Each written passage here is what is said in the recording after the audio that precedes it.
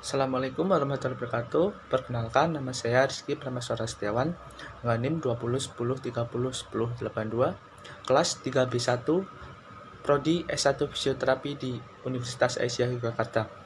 Di sini saya akan membuat video guna memenuhi tugas praktikum modul ilmu gerak manusia dengan topik video kognitif dan behavioral neuroskills. Nah, di sini saya akan menjelaskan 4 poin utama, yaitu yang pertama ada synapse plasticity, kemudian ada jenis-jenis memori atau ingatan pada manusia, kemudian proses terbentuknya ingatan, dan air mata dan jenis-jenis air mata. Nah, yang pertama yaitu synapse plasticity atau komunikasi antar sinap. Nah, otak sendiri terbagi menjadi 3 wilayah, yaitu otak depan atau frontal, otak tengah atau parietal, dan otak belakang atau occipital. Nah, semua proses itu sangat penting pada otak karena bisa terjadi pada masa-masa pertumbuhan atau mielinasi dalam otak. Nah, dalam otak sendiri terjadi komunikasi antar sel saraf atau neuron dan terjadi dalam rentan waktu yang sangat cepat, yang biasa dikenal dengan sinaps.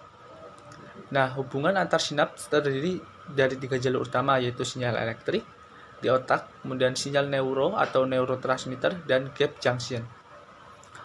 Kemudian neuro bisa melakukan komunikasi dengan melepaskan zat kimia yang bisa dikenal sebagai neurotransmitter melalui akson ke dendrit lainnya.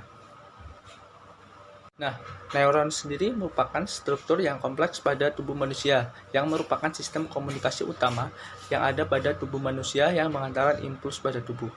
Nah, di dalam neuron juga ada beberapa bagian. Yang pertama ada dendrit yang berfungsi untuk menerima dan menghantarkan rangsangan ke badan sel. Kemudian badan sel menerima rangsangan tersebut dan diteruskan ke akson. Kemudian ada nukleus atau badan sel yang berfungsi sebagai pengatur kegiatan sel saraf.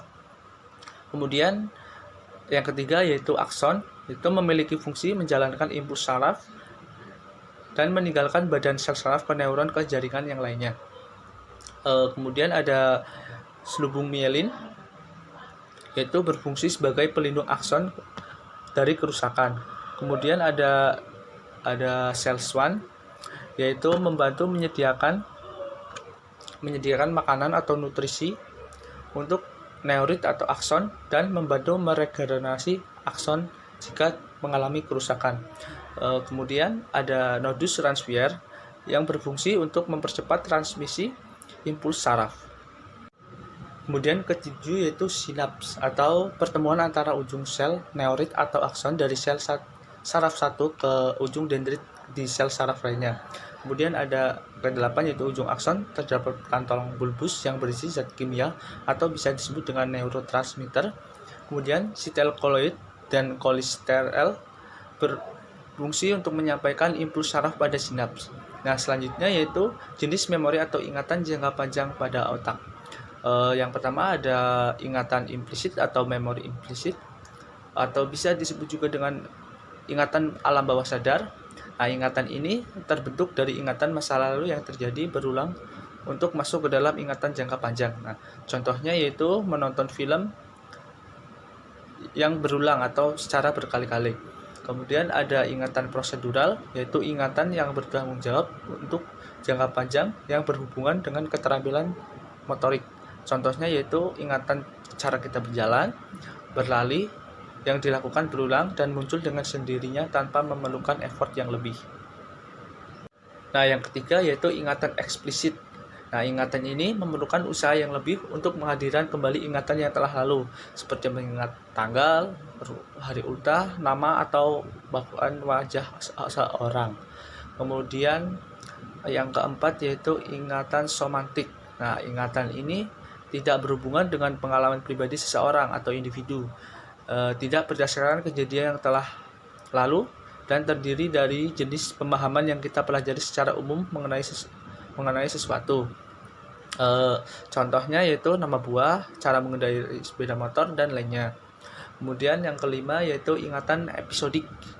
Nah, ingatan ini adalah ingatan koleksi unik di mana pada ada pada masing-masing individu karena mengalami kejadian tertentu. Nah, contohnya yaitu kenangan ulang tahun atau kenangan pertama kali masuk sekolah yang berkesan. Nah, selanjutnya beberapa teoris juga menyebutkan hantaran listrik sinaps berfungsi untuk menyimpan, membentuk, memanggil kembali ingatan memori, hingga memberikan respon pada rangsangan saat ingatan tersebut muncul.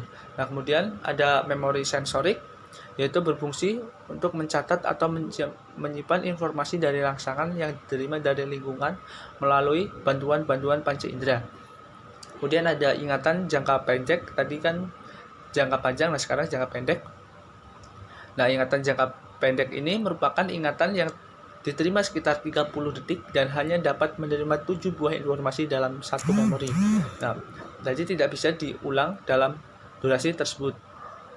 Jika diulang, maka ingatan tersebut akan masuk ke dalam ingatan jangka panjang dan disimpan lebih lama dan muncul sebagai refleks atau ingatan jangka panjang yang tidak memerlukan effort lebih. Nah, selanjutnya kita masuk ke topik ketiga, yaitu proses terbentuknya ingatan. Nah, ingatan terbentuk sejak kita lahir. Nah, di dalam ingatan itu terdapat hipokampus yang merupakan bagian otak yang terletak di lobus dan portal otak yang berperan untuk mempertahankan ingatan. Setiap sel yang digunakan untuk menyimpan satu ingatan, saat ada rangsangan dari lingkungan, maka ingatan akan terbentuk melalui 3 tahap, yaitu belajar, retensi, atau informasi disimpan oleh otak, kemudian retrieval atau memanggil kembali ingatan. Selanjutnya kita masuk ke topik yang keempat, yaitu air mata dan jenis-jenis air mata. Air mata diproduksi oleh suatu kelenjar bernama kelenjar lakmiral yang berada pada kelopak mata bagian atas.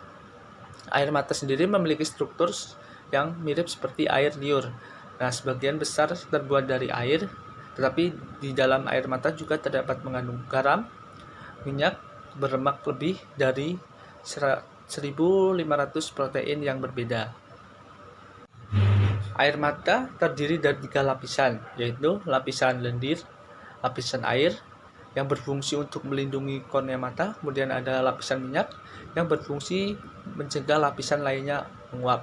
Nah, selanjutnya yaitu jenis-jenis air mata. Yang pertama ada air mata basal, yaitu air mata yang selalu ada di mata untuk melindungi mata dari kotoran dan melumasi mata ketika mengalami kelembaban pada mata. Kemudian yang kedua ada air mata refleks, yaitu air mata yang muncul saat mata mendapatkan rangsangan dari luar seperti debu yang bisa memicu iritasi. Kemudian yang ketiga atau yang terakhir yaitu air mata emosional, yaitu air mata yang dihasilkan saat sedang sedih, mungkin galau, atau mengalami tekanan pada pikiran. Dan air mata ini juga mengandung hormon atresia dan hormon penghilang rasa sakit. Jadi saat kita menangis itu kita mengalami lega. Nah, itu karena pada saat kita menangis mengeluarkan hormon rasa sakit dan hormon atresia. Nah, mungkin itu saja yang dapat saya jelaskan. Kurang lebihnya saya mohon maaf. Wassalamualaikum warahmatullahi wabarakatuh.